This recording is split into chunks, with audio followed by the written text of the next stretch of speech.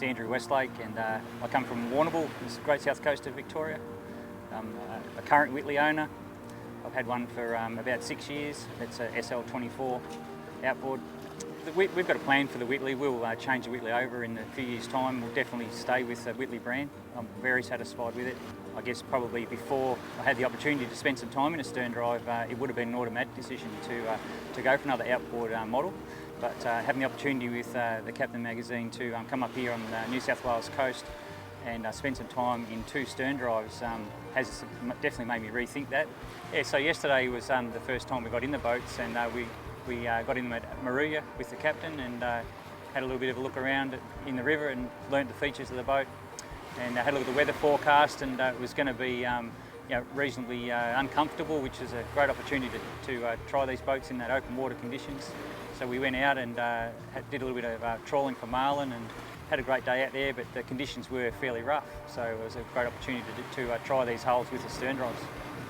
So when I first got on the SL22 yesterday, I went looking for the engine box and it wasn't there. There's just a very small section at the back of the boat near where the bait board is, and I was really surprised about that. But I was actually quite impressed by the fact that when I looked over the back of the bait board, there was no obstruction, so you'd be very confident to steer a fish around the back of the boat and not have to reach out over the outboard. So in the SL22 there's a 240 horsepower V6, and it's incredibly responsive to the throttle. It jumps up on the plane pretty quickly, and you can settle the boat and set your track pretty much instantaneously.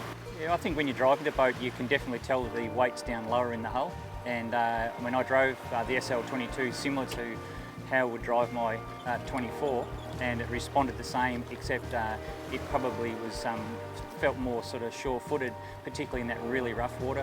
I probably expected when we started to drive the boat as a stern drive that I'd have a lot more bow attitude than what we did have.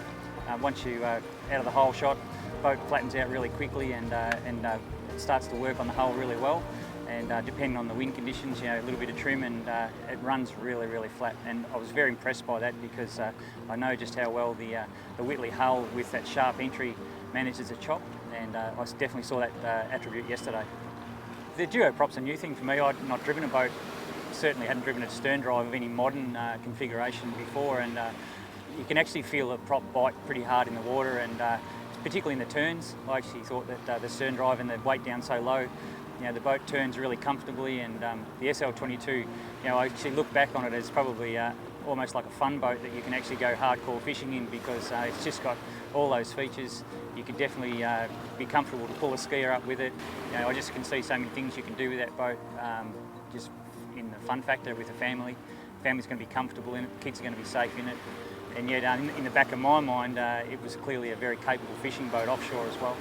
One thing I was a little bit interested in with the stern drives was just how much the leg hung underneath the boat. Yeah, we put the boats up on the beach here today, and no troubles at all. Leg just trimmed up and up on the beach for lunch, and everything's fine, no problem at all. Today it was my turn to have a drive of the SL26, and we came down to Bateman's Bay and launched the boats. And we went out through the bar crossing there, and once again, the SL26, a V8 stern drive, incredible boat, sounds great, got incredible performance out of the hull. Yeah, well, I spent a couple of days on these boats as stern drives. I probably was definitely an outboard person before I came up here, only because of the experiences that I'd had. These stern drives, they're modern, they're fuel efficient, they've got the electronic packages on them, the freshwater cooling circuit. So I think anyone who's thinking about a repower or a new boat should really look at the stern drives as an option and spend some time on them. You'd be pretty impressed.